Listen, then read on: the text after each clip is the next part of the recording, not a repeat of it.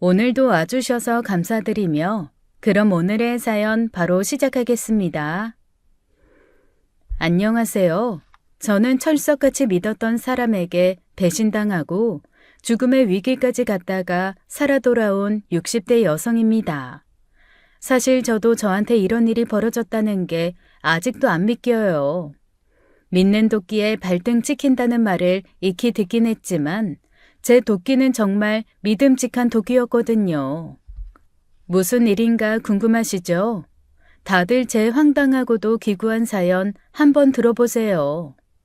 저는 바닷가에서 태어나고 자라 항구와 어시장을 놀이터처럼 뛰어놀고 생선을 장난감처럼 만지며 컸습니다. 어른이 되어서는 자연스럽게 어시장에서 생선을 팔며 돈을 벌었죠.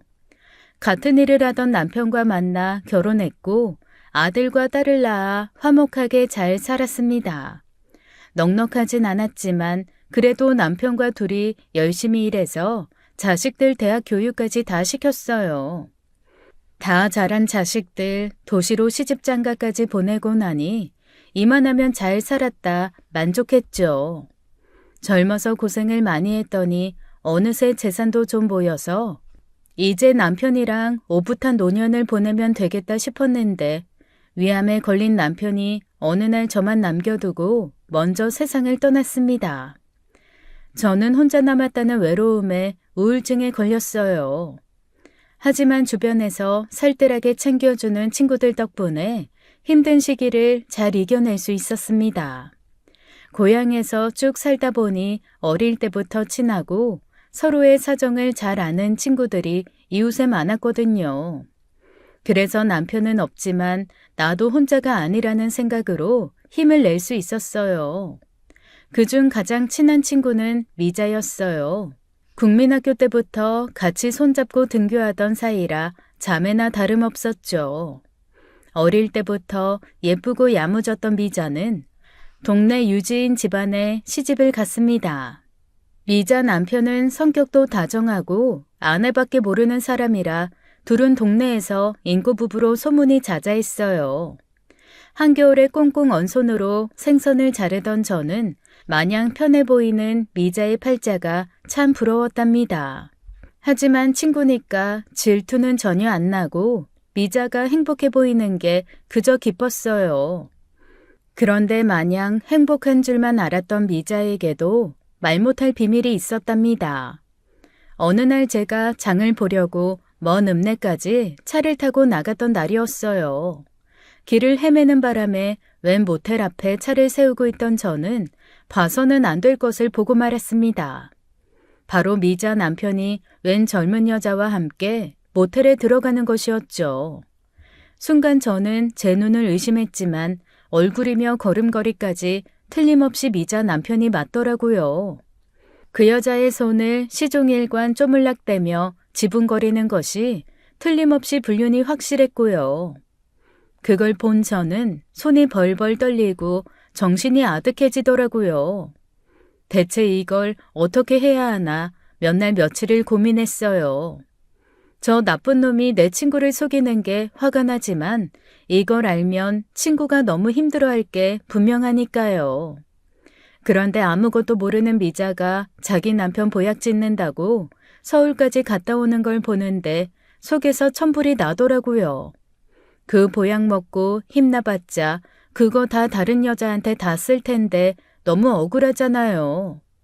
그리고 곰곰이 생각해 보니 저라면 사실을 알고 싶을 것 같았어요. 이걸 알고도 감추는 건 친구에 대한 배신 같기도 했고요. 그래서 저는 용기 내어 미자를 찾아가 사실을 이야기했습니다. 놀라서 아무 말도 못하던 미자가 결국 주저앉아 펑펑 울더라고요. 미자의 비밀은 놀라웠어요. 다정한 아빠이자 완벽한 남편인 줄 알았던 미자 남편은 알고 보니 답도 없는 논팽이였거든요. 사실은 남편이 신혼 초부터 계속 바람 피워왔어. 그냥 스치는 바람이 아니라 아예 첩을 두고 딴 집 살림을 한 적도 있고. 세상에, 그걸 알고도 내내 참아왔던 거야? 그럼 어떡해. 가정을 깰 수는 없잖아. 설사 가정이 깨진다고 해도 그건 네가 아니라 네 남편 때문이야. 넌 잘못한 것도 없는데 언제까지 참기만 하고 살 거야. 당당하게 할 말 다 하고 당장 남편 잡아 족쳐. 그런데 다음 날 만난 미자는 완전히 다른 사람이 돼 있더라고요. 미자의 남편이 자기가 바람피운 걸 소문내면 돈 한 푼 없이 쫓아낸다고 협박을 한 모양이었어요. 그래서 미자는 결국 저를 배신하고 남편을 선택한 거죠. 그때 미자 남편은 곧 어촌 개장 선거에 나가서 이미지 관리가 중요할 때였거든요. 제가 본 걸 소문낼까봐 선수쳐서 저에 대한 나쁜 소문을 지어 퍼뜨리기 시작했습니다. 입에 담기도 황당한데 글쎄 제가 미자를 시샘해서 미자 남편에게 꼬리를 쳤다는 거예요. 그런데 안 넘어오니까 부부 사이를 이간질하기 위해 미자 남편이 바람을 피웠다는 거짓말을 했다는 거죠. 너무 황당한 소리라 아무도 그 말을 안 믿을 줄 알았어요. 그런데 미자 남편이 그동안 이미지 관리를 잘해서인지 소문이 삽시간에 퍼지더라고요. 평소 동네 노인들에게 술을 자주 사 먹이며 꼬드겨둔 탓도 있는 것 같고요. 그래서 저는 친구 남편한테 꼬리치고 인생 망치려 한 천하의 몹쓸 여자가 되어버렸습니다. 걔가 어릴 때부터 좀 그렇긴 했어. 예쁘장한 얼굴만 믿고 남자 꼬드기고 다니더니 나이 들어도 버릇 못 버리네. 어쩐지 이 동네에서 남자들 지나갈 때마다 궁둥이를 살랑살랑 흔들고 다니더라. 남편 죽고 혼자 지내니까 이 외로웠던 모양이네. 남편 잡아먹은 게 부끄러운 줄도 모르고 이제 친구까지 잡아먹으려 드네. 당장 우리 동네에서 쫓아내야 되는 거 아니야? 뒤늦게 아니라고 아무리 부정을 해도 제 말은 안 통하더라고요. 제가 그렇게 당하고 있는데 미자가 입을 꾹 닫고 있는 걸 보고 배신감이 느껴졌어요. 아무리 친구보다는 가족이 중요하다지만 사람이 어떻게 그럴 수가 있나요? 한 동네에서 수십 년을 살았던 저는 여우 같은 미자 남편의 술수 때문에 하루아침에 왕따가 되었습니다. 동네 사람들이 가족이나 다름없다 생각하고 살았는데 다 부질없더라고요.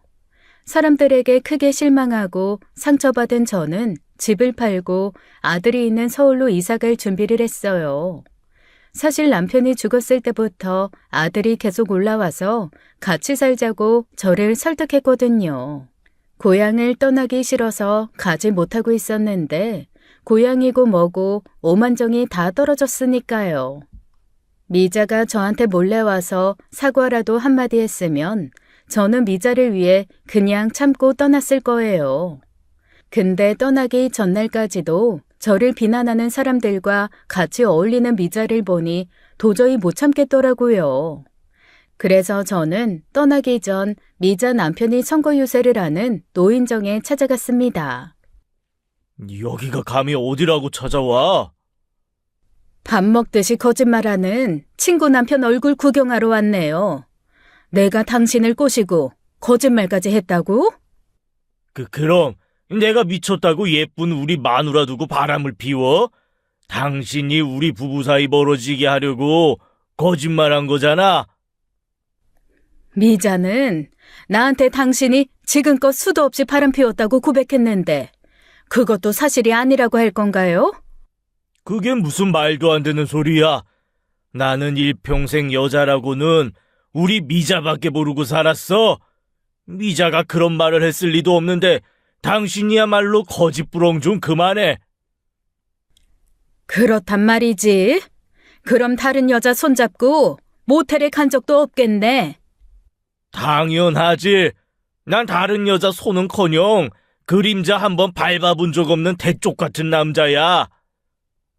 진짜 입에 침 하나 안 바르고 잘도 뻔뻔한 거짓말을 한다. 그럼 이건 다 뭔데? 여기 찍힌 건 당신 아니고 귀신이냐? 동네 사람들, 이놈 입만 열면 거짓말만 하는 거짓말쟁이에요. 저한테 불륜 들키니까 선수 쳐서 저를 나쁜 여자로 몰아간 쓰레기라고요. 저는 미리 뽑아온 사진 수십 장을 노인정에 모여있는 사람들 앞에서 쫙 뿌렸습니다.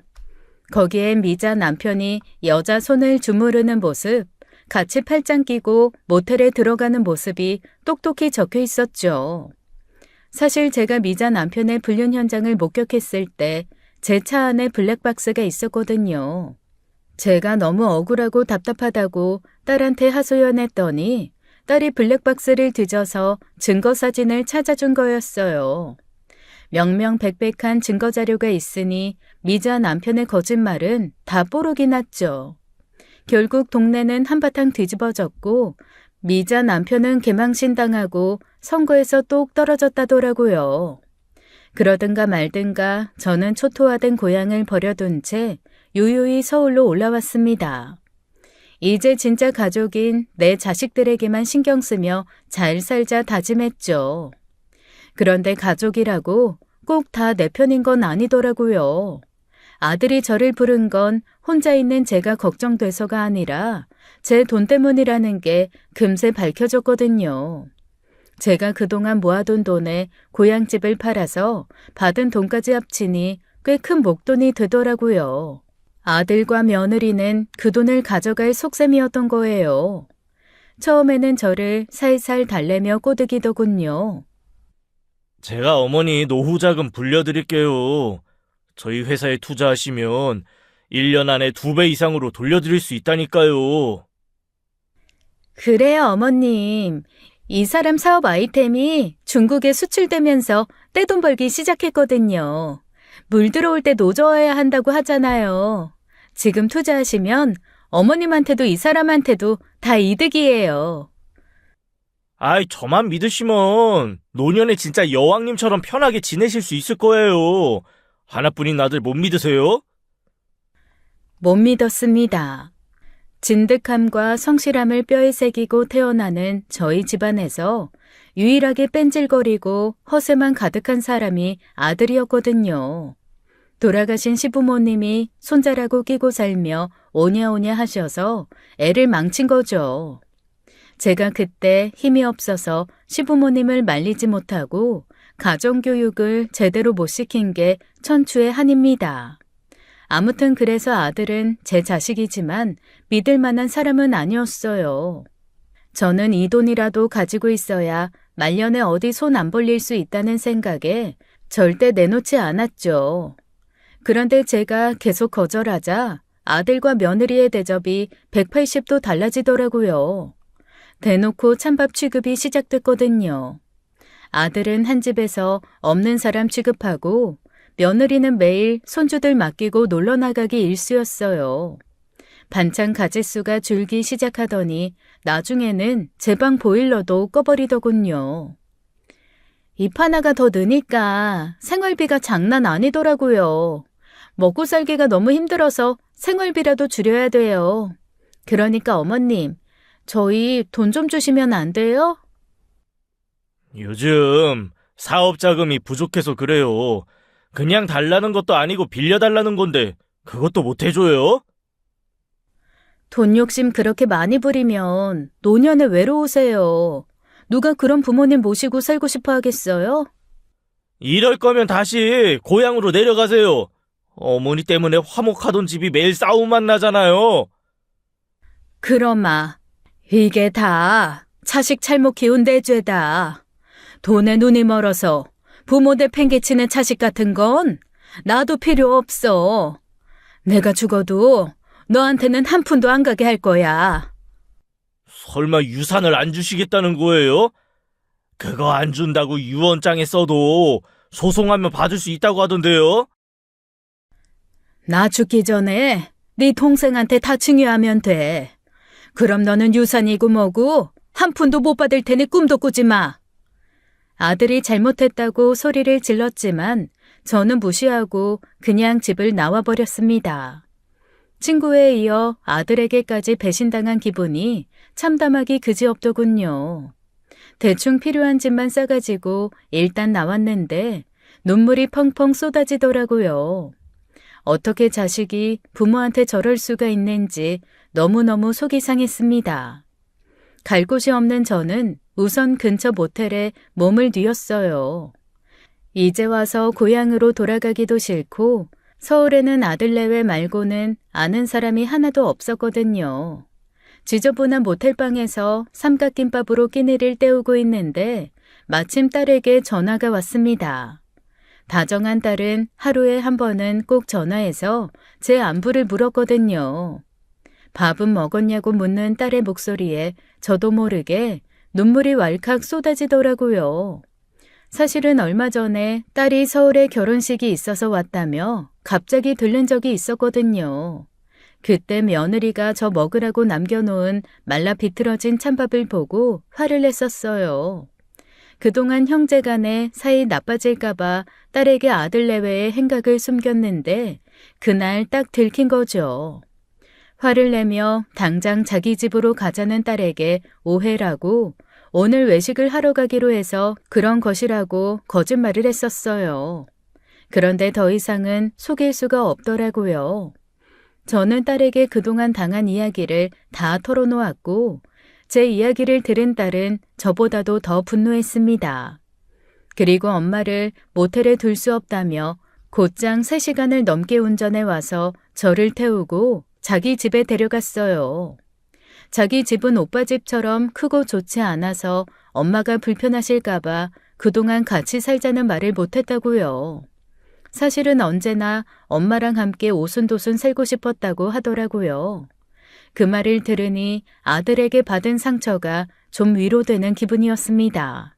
집에서 기다리고 있던 사위도 저를 반갑게 맞아주었어요.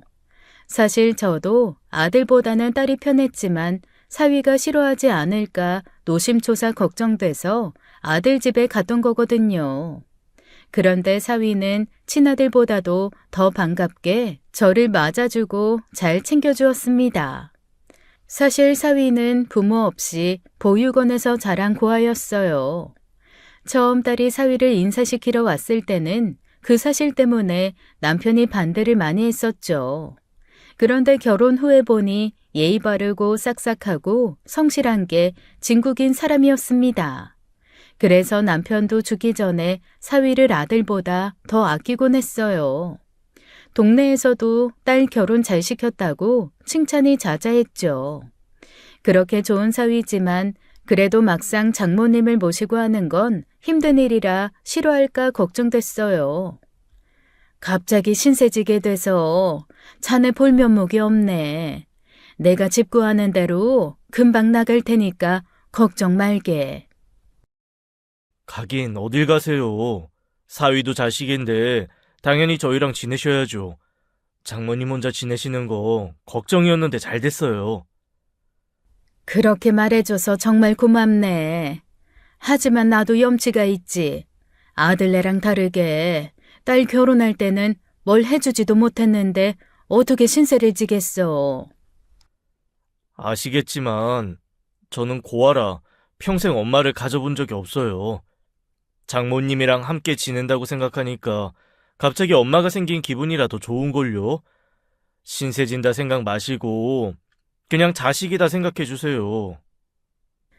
그래 엄마. 이 사람은 결혼하고 나서 부모님이 생긴 기분이라 행복하다고 항상 이야기했단 말이야. 그러니까 엄마도 이 사람 어려워하지 말고 편하게 대. 앞으로 제가 친아들처럼 장모님 잘 모실게요.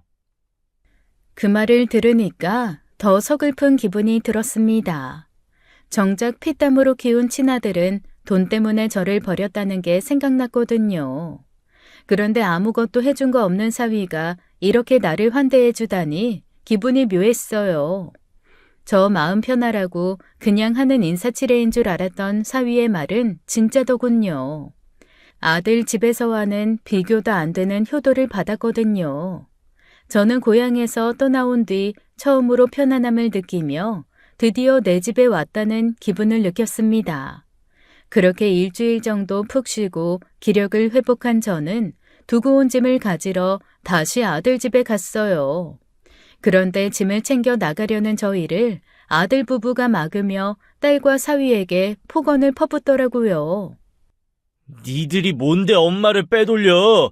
그런다고 네가 엄마 돈 다 가져갈 수 있을 것 같아?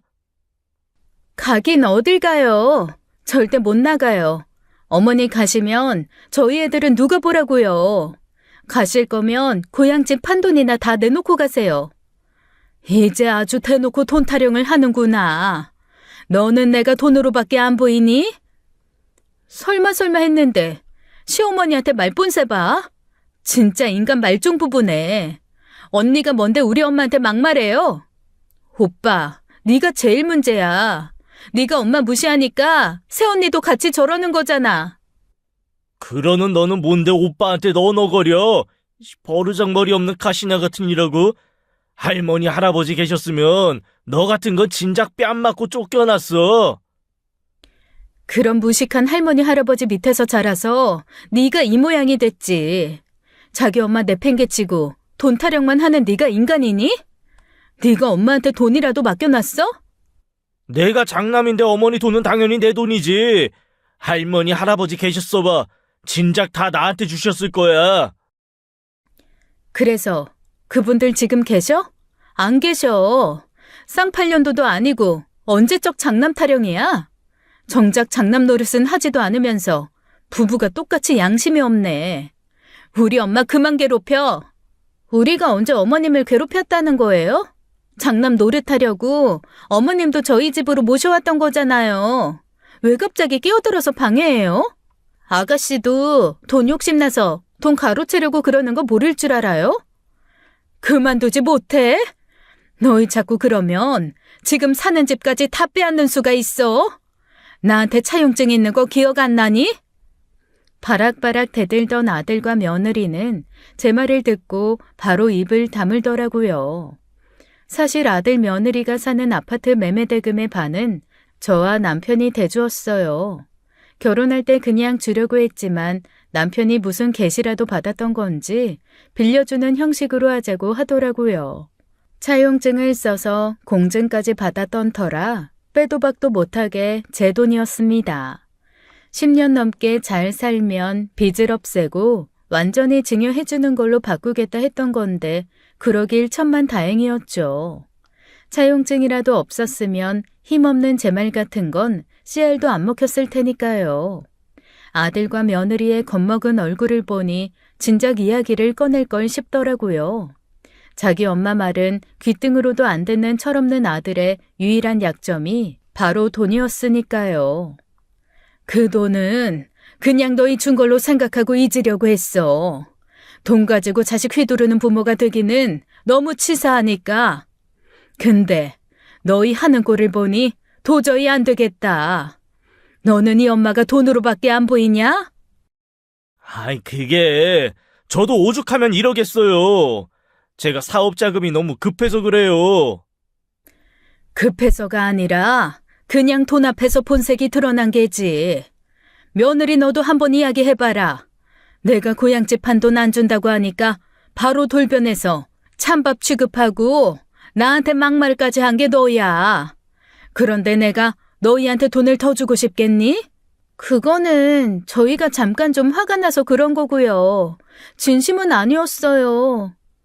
화가 나도 어른한테 해도 될 말이 있고 아닌 말이 있어. 그렇게 사람 무시해놓고 나가겠다니까 막기는 왜 막아? 나보고 계속 이 집에서 그런 꼴이나 당하며 살라고? 죄송합니다. 너는 사과 안 해? 죄송해요. 한 번만 더 나한테 돈 맡겨놓은 듯이 굴고 닥달하면 그땐 진짜 끝이다. 이 차용증 들고 찾아와서 빌려준 돈까지 싹 다 받아내는 수가 있어.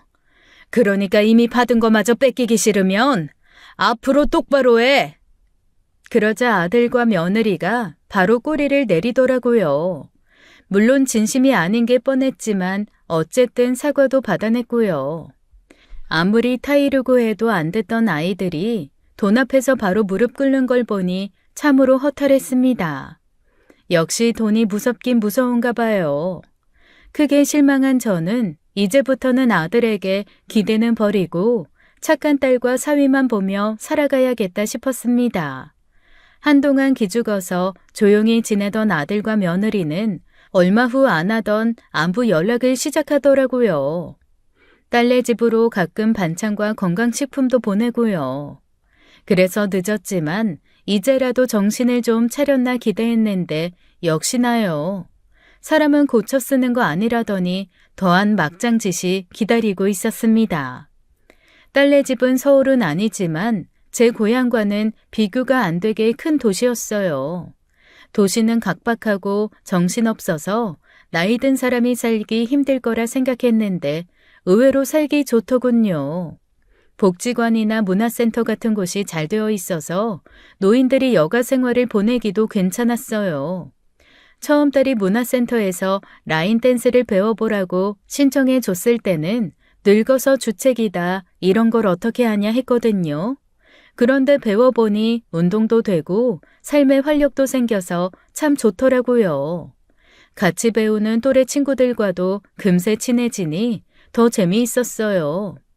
춤을 배운 다음에는 수영도 배우고 악기도 배워서 같이 공연도 하며 정말 즐거운 시간을 보냈습니다. 평생 일하고 살림하는 것밖에 몰랐던 제가 노는 재미를 알게 된 거죠. 고향에서 생겼던 우울증이 절로 치유가 되는 것 같았어요. 세심한 사위가 상담센터를 소개해줘서 치료까지 받으니 우울증은 언제 그랬냐는 듯 없어졌고요. 마치 제2의 인생이 시작되는 것 같았어요. 그러다가 제 인생에 다시 없을 것만 같았던 로맨스도 찾아왔답니다. 딸네 집에 살게 된 지 3년 정도가 흐른 어느 날 문화센터 사물놀이 수업에서였어요. 제가 장구를 처음 배워보는 거라 어려워서 버벅대는데 옆에서 꽹가리 치던 김노인이 자꾸 저를 흘끔거리는 거예요. 처음엔 제가 못해서 째려보는 줄 알고 기가 죽어 있었는데 수업이 끝나니 그 남자가 와서 데이트를 신청하더라고요. 놀란 저는 질색팔색을 하며 도망쳤습니다. 이 나이에 데이트라니 말만 들어도 부끄럽고 어색했거든요. 수업도 일부러 멀리 떨어져서 들었는데 틈틈이 살펴보니 참 젠틀하고 괜찮은 사람이더라고요. 저도 호감이 생겼지만 그래도 부끄러워서 계속해서 거절만 했죠. 그런데 저를 데리러 왔던 딸이 김노인이 데이트 신청하는 걸 봐버린 거예요. 저는 딸이 싫어할 것 같아서 걱정했는데 딸은 오히려 저를 응원해 주더라고요. 딸에게 전해들은 사위도 한번 만나보시라고 옆에서 계속 부추겼어요. 사실 나는 엄마가 집에 혼자 계시는 시간이 많아서 걱정됐거든. 근데 남자친구분 계시면 나도 걱정 덜 수 있을 것 같아. 남자는 남자가 봐야 아는 거라 제가 살짝 만나봤거든요. 근데 정말 괜찮은 분 같았어요. 두 분 데이트 겸 같이 놀러 다니시면 적적하지 않아서 좋고 건강에 좋은 거라 저는 무조건 찬성입니다. 그래도 다 늙어서 연애라니 너무 주책이지 않니? 남들이 흉보면 어떡해. 주책이라고 흉보는 게 아니라 청춘이라고 부러워할걸? 남들 시선 같은 거 신경 쓰지 마요.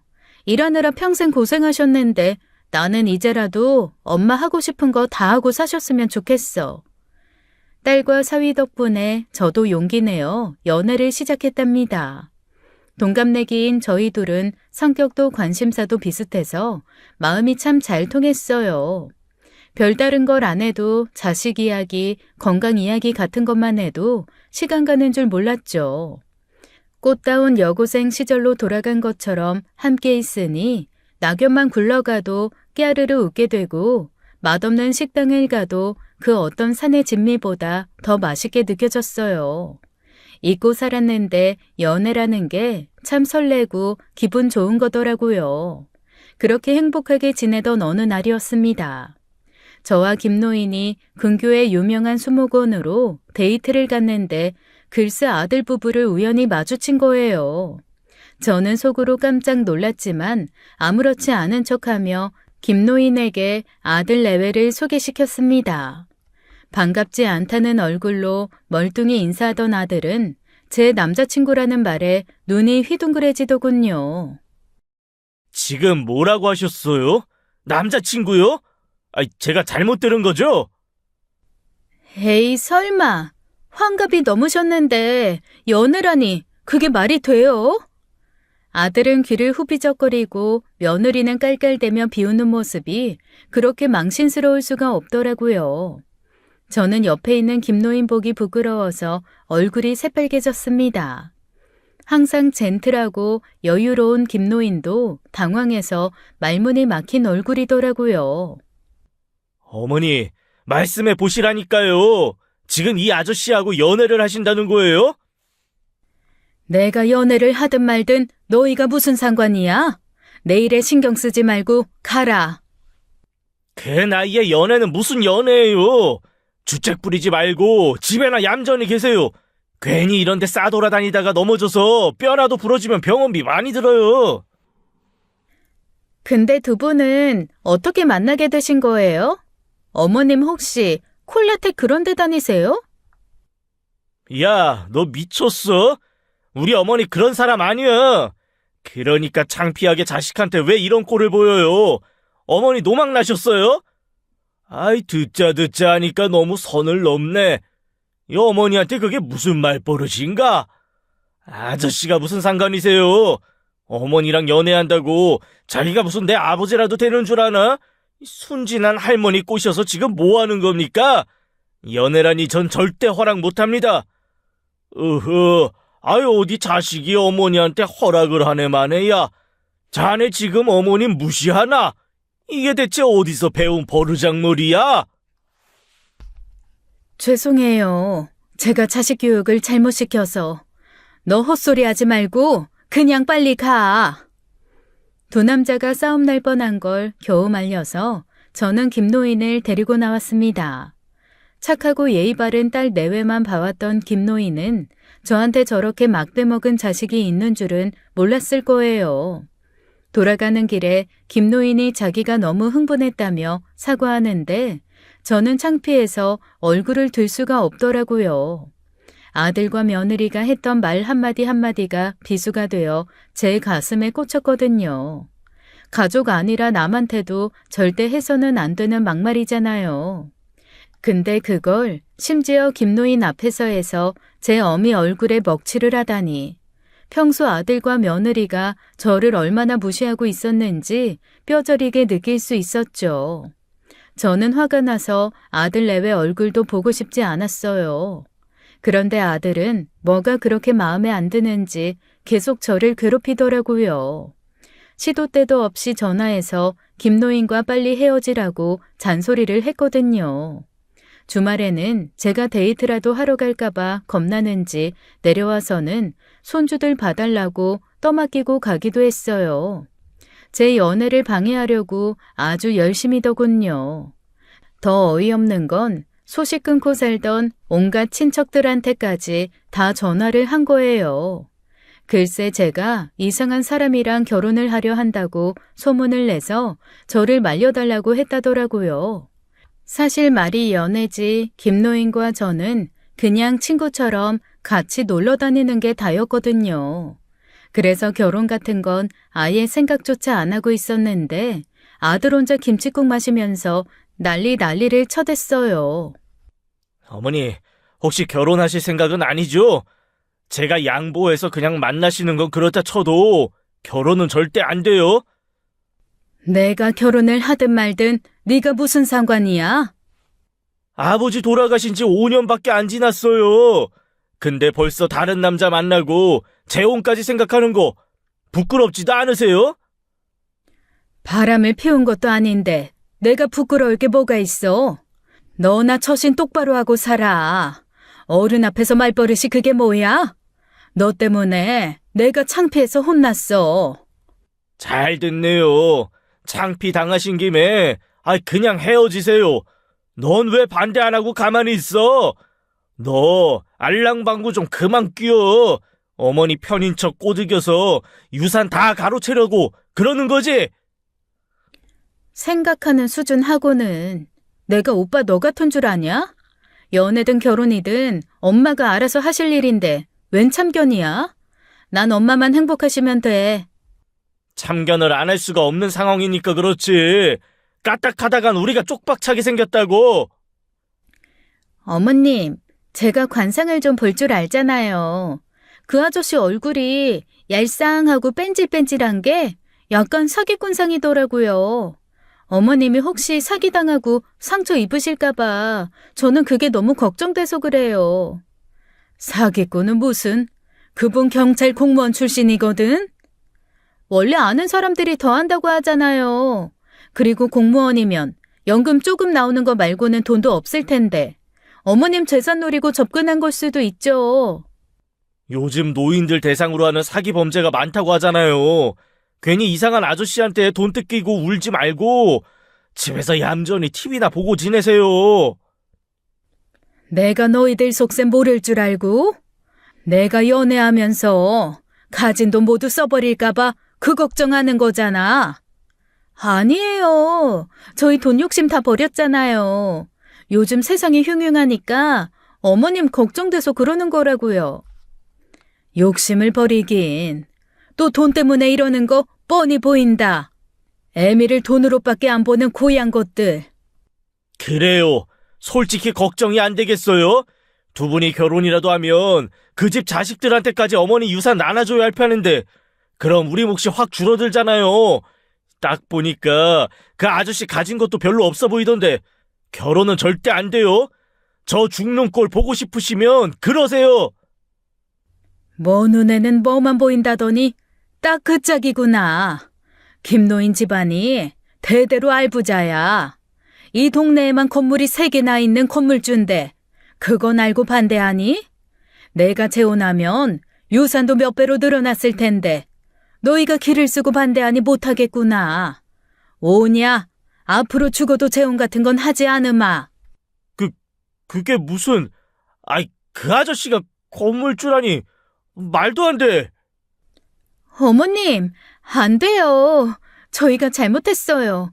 두 분 오붓하게 연애하시다가 꼭 결혼도 하세요. 앞으로는 절대 방해 안 할게요. 저희가 죽을 죄를 지었어요. 제가 그분 만나 뵙고 사죄라도 드릴까요? 원하시면 제가 무릎도 꿇을 수 있어요. 갑자기 말을 바꾸고 제 앞에서 싹싹 비는 아들 내외를 보니 우습더라고요. 사실 하지도 않을 결혼으로 아들이 돈 계산하며 머리 굴리는 꼴이 한심해서 거짓말한 거거든요. 김노인은 부족한 거 없이 여유롭게 살긴 했지만 건물주 정도 되는 부자까지는 아니었어요. 그런데 아들은 제가 한 거짓말에 깜빡 속아서 김노인에게 막말한 걸 땅을 치고 후회하더라고요. 제가 한 번만 더 내 일에 참견하면 아예 헤어져 버리겠다고 협박하니 아들은 도망치듯 나갔습니다. 두 분 꼭 잘 돼서 결혼하시길 바란다는 이상한 덕담만 남기고 말이죠. 진실을 다 아는 딸과 저는 아들 내외를 보내고 실컷 웃었답니다.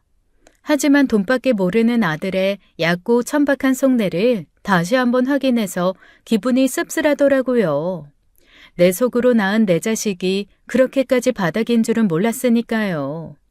그래도 더 이상 참견하지 않겠다는 약속까지 하고 갔으니 이제는 좀 편해지겠다 싶었죠. 그런데 웬걸요?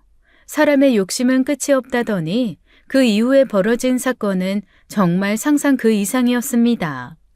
제 일에 참견하지 않겠다는 약속은 까맣게 잊었는지 아들의 전화 잔소리 공격이 다시 시작됐거든요. 하지만 이번에는 결혼하지 마라가 아니라 제발 빨리 결혼하라는 닥달이었어요. 더 나이 들기 전에 결혼해야 웨딩드레스를 입을 수 있다는 둥, 빨리 낚아채지 않으면 다른 할머니한테 뺏길지도 모른다는 둥, 이번이 자식들 호강시켜줄 수 있는 마지막 기회라는 둥 별소리를 다 하더라고요. 참다 못한 저는 어차피 너한테는 유산 한 푼도 안 물려줄 거라고 버럭 화를 냈습니다. 그리곤 딸에게 부탁해서 아들과 며느리의 전화번호를 차단시켜버렸죠. 전화가 안 오니 속이 다 시원하더라고요. 진작 차단시킬 걸 그래도 자식인데 하는 마음으로 참았더니 괜히 스트레스만 받았더라고요. 그런데 제가 전화를 안 받자 아들은 딸에게 전화해서 당장 엄마를 바꿔달라고 호통을 치기 시작했습니다. 그래서 딸도 자기 오빠와 새언니 전화번호를 다 차단했어요. 그랬더니 포기했냐고요? 아니요. 이제는 사위한테까지 전화해서 난리를 치더라고요. 하나밖에 없는 아들이 돈밖에 모르는 속물이라니. 내 자식이지만 연을 끊고 싶을 정도로 지긋지긋했습니다.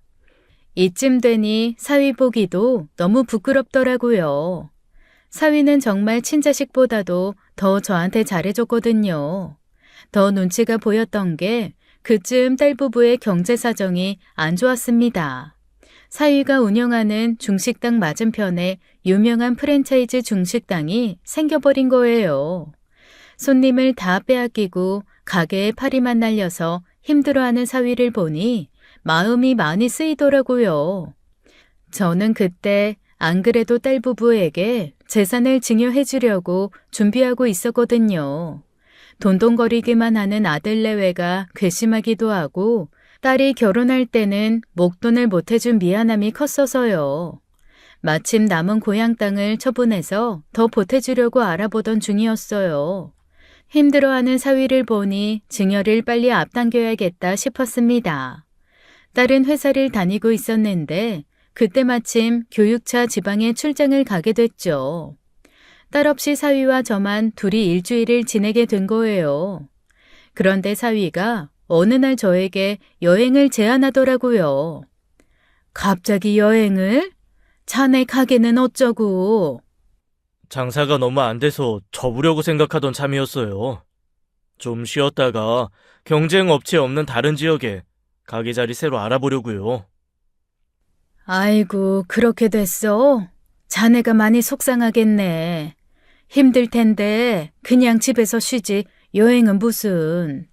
장모님도 요즘 형님 때문에 스트레스 많이 받으셨잖아요. 저 시간 난 김에 같이 바닷가 가서 모래시키고 오면 좋을 것 같아서요. 그렇게까지 안 해도 되는데. 여보, 우리 엄마한테 신경 써줘서 정말 고마워. 안 그래도 나 없이 둘만 있기 너무 심심할까봐 걱정됐는데 역시 자기밖에 없어. 엄마, 괜찮지? 오랜만에 바다 가서 구경도 하고 맛있는 것도 많이 먹고 와요. 그러세요, 장모님. 저 어릴 때 엄마랑 같이 여행 가는 친구들이 부러웠거든요. 이번에 장모님 모시고 가서 어릴 때 하고 싶었던 거 다 해보려고요.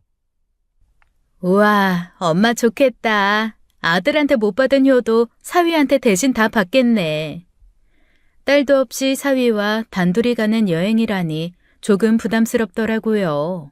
다정하고 친절한 사위를 좋아하고 그동안 많이 친해지긴 했지만 단둘이 여행 가는 건 어색했거든요.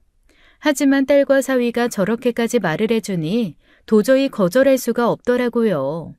결국 딸이 출장 가는 날 저는 사위와 함께 여행길에 올랐습니다. 일단 나오니까 좋긴 좋더라고요. 해안도로 드라이브도 좋고 오랜만에 맡는 바다 냄새도 좋고요. 사위와 저는 여행지에 도착하자마자 어시장 먼저 들렸습니다. 소시적 전문가 기질을 발휘해서 싱싱한 횟감을 고르고 주인 대신 직접 주방에 들어가서 회도 쳤죠. 멋있다며 축혀 세워주는 사위 덕에 어깨가 으쓱해지더라고요. 늦은 점심을 맛있게 먹고 나오니 사위가 깜짝 이벤트를 준비했다며 저를 항구로 데려가더라고요. 바다 낚시를 가려고 작은 배를 하나 예약했다는 거예요. 낚시를 별로 좋아하지 않는 저는 배까지 타고 나가서 낚시를 하자니 뜨악했지만 애써 좋아하는 척했어요. 사위가 저를 위해 준비했다는데 실망시킬 수는 없잖아요. 선장은 저희가 배를 타자 기다렸다는 듯 빨리 운전해 깊은 바다로 들어갔습니다.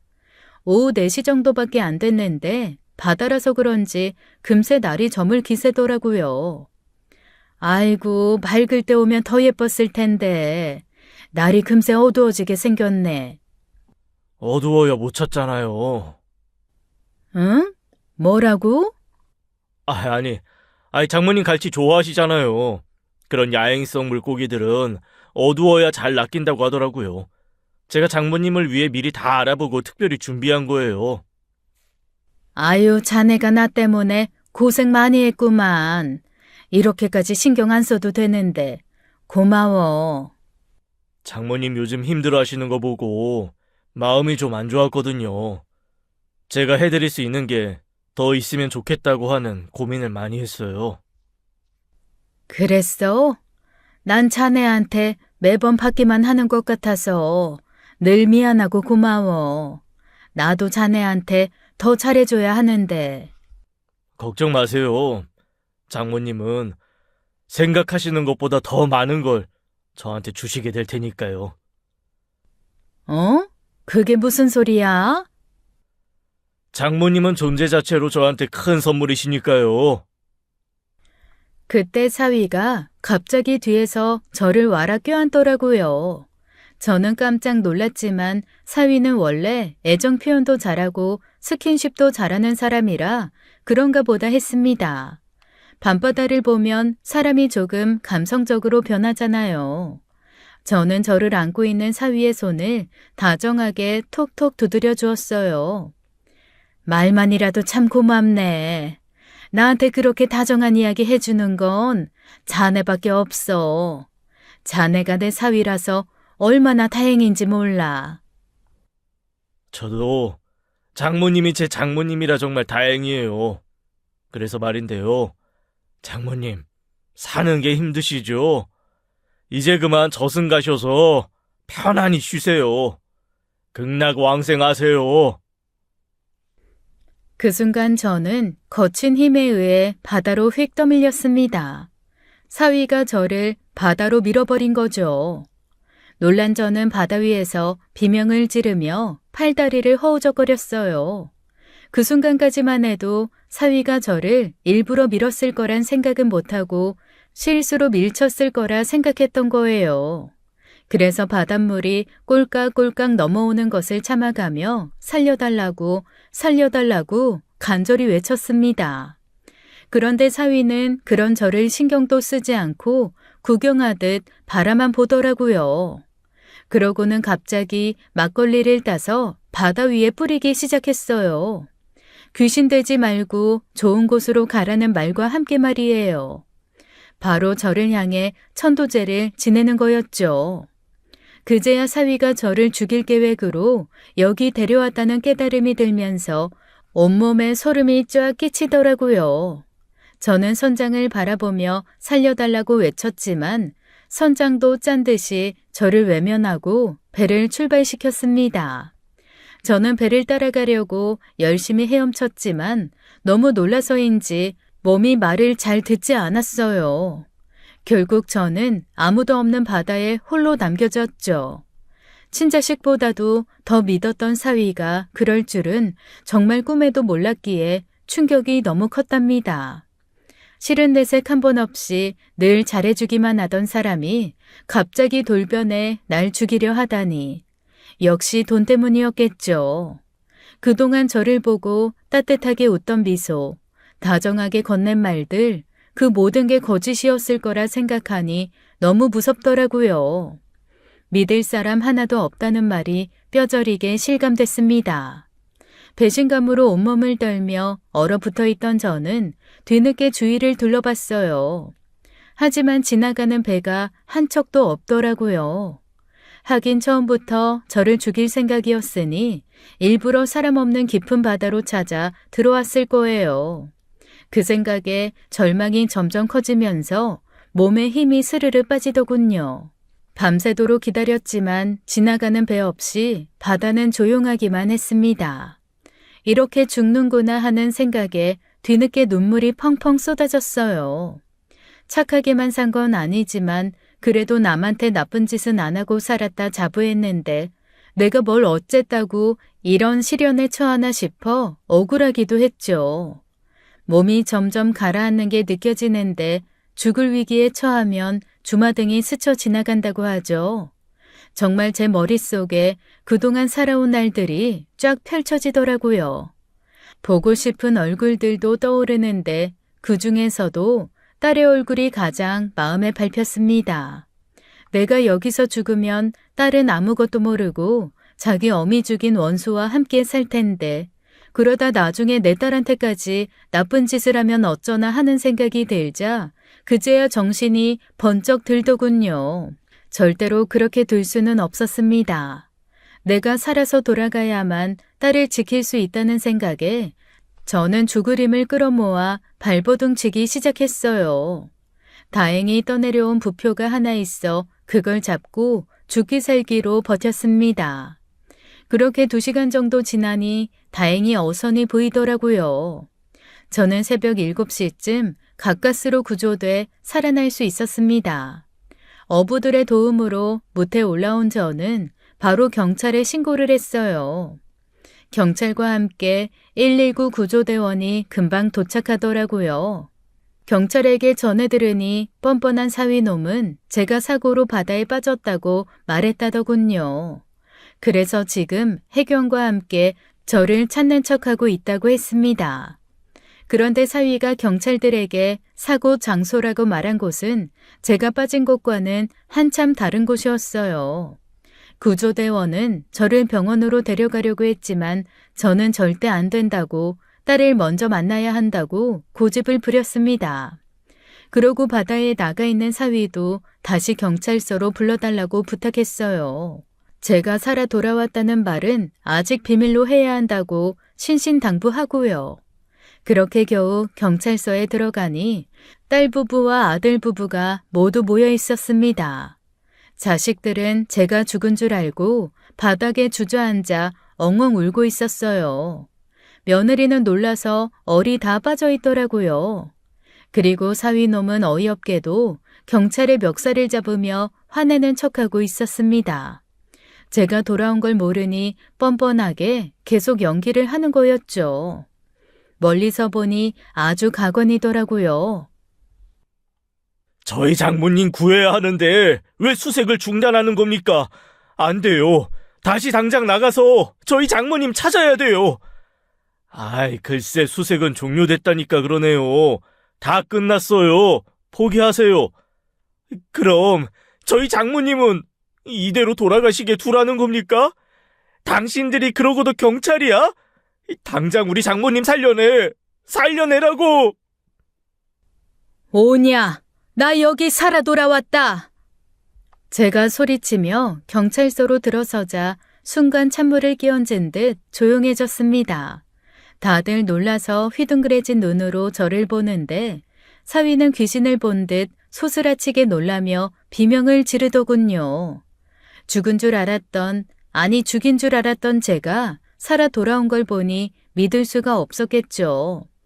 저는 분노 때문인지 추위 때문인지 모르게 몸을 부들부들 떨며 사위에게 다가갔습니다.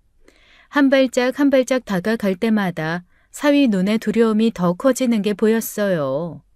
그 앞에 힘겹게 도착한 저는 남아있는 온 힘을 끌어모아 사위의 뺨을 후려쳤습니다. 네가 죽이려고 했던 장모, 여기 살아 돌아왔어.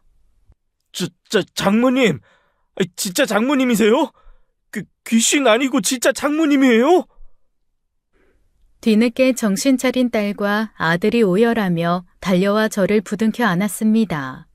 아이들이 우는 게 안쓰럽긴 했지만 당장 해야 할 일이 더 급한 저는 일단 아이들을 떨쳐냈어요. 그리고 얼떨떨한 얼굴로 굳어있는 사위의 얼굴을 다시 한번 세게 휘갈겼습니다. 힘이 다 빠졌다고 생각했는데 어디서 그런 힘이 솟아났는지 사위가 다리까지 휘청거리더라고요. 이 천하의 악랄하고 못된 악마 같은 놈! 천벌받을 놈! 네가 감히 날 죽이려고 해? 경찰 선생님들, 당장 이놈 체포하세요. 엄마, 그게 대체 무슨 소리야? 이 사람이 엄마를 왜 죽여? 이놈이 나를 바다에 떠밀었어. 그리고 내가 살려달라고 소리 지르는데도 버리고 가버렸다고. 장모님이 충격받아서 머리가 어떻게 되셨나 봐. 장모님은 저랑 낚시하다가 큰 파도가 쳐서 갑자기 바다에 빠지셨어요. 저는 장모님을 지금까지 찾아다녔고요. 저를 구해준 어선에 연락해서 물어보세요. 제가 빠져있던 장소가 어딘지. 저놈이 말한 곳이랑은 정반대 지역이니 이놈이 한 거짓말이 다 밝혀질 겁니다. 구조자분께서 아까 해경에게 연락해 소식 전해주셨어요. 안 그래도 저분이 말씀하신 실종 지역과 구조 지역이 너무 달라서 이상하게 생각하고 있었습니다. 저놈이 제가 구조되는 일이 없게 하려고 일부러 다른 곳을 이야기했겠죠. 범인은 바로 저놈이에요. 경찰들이 수갑을 채우자 그제야 사태를 파악한 딸의 얼굴이 경악으로 물들었어요. 사위는 이제 다 끝났다 싶었는지 갑자기 주저앉아 무릎을 꿇더군요.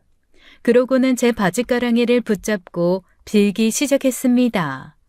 애처로운 얼굴로 애원하는데 아까 막걸리 뿌리던 표정이 떠올라 가증스럽기 짝이 없었어요. 살려주세요, 장모님. 가게 운영이 너무 힘들어서 돈이 급하게 필요했어요. 그럼 이게 정말이야? 당신이 어떻게 그럴 수가 있어? 엄마가 생긴 것 같아서 좋다며. 친아들처럼 잘하겠다며. 장모님이 돌아가시면 당신이 유산을 물려받으니까 나도 모르게 잠깐 미쳤었던 거야. 절대 일부러 계획했던 거 아니야. 저는 그냥 돈 걱정 없이 좀 살고 싶었다고요. 거짓말 하지 마. 일부러 그런 게 아닌데 낚싯배 선장도 같이 나를 버리고 가나? 자네랑 사전에 일부러 짠 게 아닌 이상 어떻게 그래? 그런데 대체 어떻게 살아오 돌아오신 거예요? 거긴 분명히 사람이 혼자 빠져나올 수 없는 곳이라고 했는데. 야, 이 멍청한 놈아. 우리 엄마 원래 해녀였어. 바다에서 그렇게 쉽게 죽을 사람 아니라고. 감히 우리 엄마를 밀어? 내가 너 죽여버릴 거야. 그때 갑자기 나타난 아들이 달려들어 사위를 마구 때리기 시작했습니다. 혼이 나간 사람처럼 넋놓고 앉아있더니 그제야 정신이 나고 화도 치밀어 오른 모양이에요. 아들 말대로 사실 저는 어릴 때 해녀였거든요. 국민학교 때부터 친정엄마와 할머니를 따라서 온 바다를 누비며 자랐죠. 아이를 낳은 후 건강에 문제가 생기는 바람에 해녀를 그만두고 어시장에서 일하기 시작했던 겁니다. 사위는 그 사실을 전혀 몰랐기 때문에 저를 바다에 빠뜨려 죽이려 한 실수를 저지른 거예요. 평범한 노인이었으면 진작 익사했겠지만 저는 해녀였던 경험 덕분에 살 수 있었어요. 또 딸을 살려야 한다는 엄마로서의 집념 덕분이기도 했죠. 후회로 펑펑 우는 사위를 경찰들이 끌고 들어가는 모습을 보자 그제야 힘이 풀린 저는 정신을 잃고 쓰러졌습니다. 저는 탈수와 저체온증 등으로 한동안 치료를 받았지만 다행히 후유증 없이 금세 완쾌되었어요. 그런데 인생은 정말 알 수 없는 거더라고요. 잃는 게 있으면 얻는 것도 있다더니 사위를 잃은 대신 아들을 다시 얻었거든요. 제가 죽었다고 생각했던 아들은 그제야 엄마의 소중함을 깨달았다고 하더라고요. 저 없이는 못 살겠다며 효자로 돌변해서 저를 지극정성으로 간호했거든요. 갑자기 변한 아들 모습이 얼떨떨하긴 했지만 덕분에 사위에게 받은 마음의 상처가 좀 더 빨리 아물 수 있었습니다. 딸도 충격과 배신감으로 많이 힘들어했지만 제가 무사한 걸로 됐다며 잘 이겨내주었어요. 천하의 폐륜 인간인 전 사위는 어떻게 되었냐고요? 딸에게 이혼당했고 천장과 미리 짜고 살인을 계획한 게 밝혀져 살인미수로 10년형에 처해졌습니다. 감옥에 갔으니 그놈 소원대로 돈 걱정 없이 살 수 있겠네요. 모든 게 끝난 후 저는 딸과 서로를 위로하고 의지하며 오붓하게 살고 있습니다. 김노인과도 여전히 잘 만나고 있고 아들은 다행히 진짜로 정신을 차렸어요. 더 이상 돈돈거리지 않고 제 연애에도 참견하지 않았거든요. 대신 건강 염려증이 생겼는지 자꾸 전화해서 건강에 뭐가 좋다고 잔소리하느라 바쁩니다. 좀 귀찮긴 하지만 그래도 참 좋은 변화죠. 시련 없이 살면 좋겠지만 인생이 어디 그럴 수야 있나요. 그래도 그걸 통해 뭔가를 배우고 더 단단해질 수 있다면 시련도 인생의 값진 자양분이 될 거라 생각합니다. 저희 가족이 이번 일을 통해 가족의 소중함을 더 크게 깨달은 것처럼 말이에요. 여기서 제 이야기를 마칠게요. 지금까지 긴 이야기 들어주시느라 고생 많으셨습니다. 감사합니다.